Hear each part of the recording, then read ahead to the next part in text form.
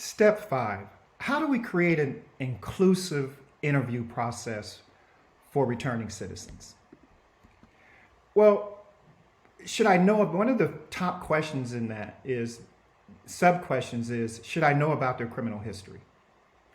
And I just want you to know that from the standpoint of best practices, the hiring process itself should be blind.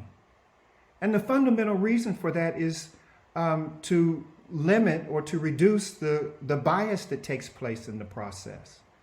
That's the fundamental reason. On the flip side of that, it's important to understand that you as an employer simply need to be direct and honest. If there's a need to address the issue of their criminal history that you know about, then the appropriate thing in terms of best practices is to be direct with the person and clear about the reasons for it.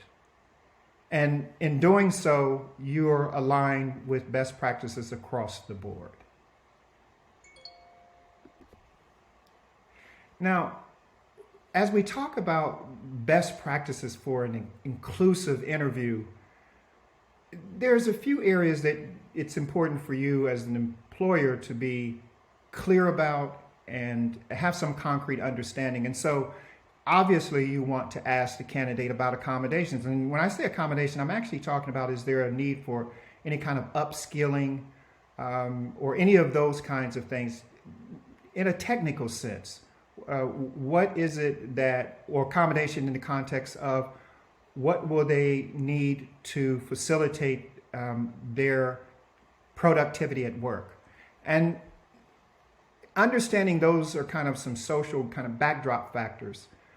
What I'm going to tell you is one of the most important personal elements is simply building a rapport. Take the time to get to know the person and be open-minded. Go into the process without judgment. And then focus on their skills and experience. Because if you really give your attention to their skills and experience, you'll make a much more informed decision about that person in terms of their qualifications at the starting point.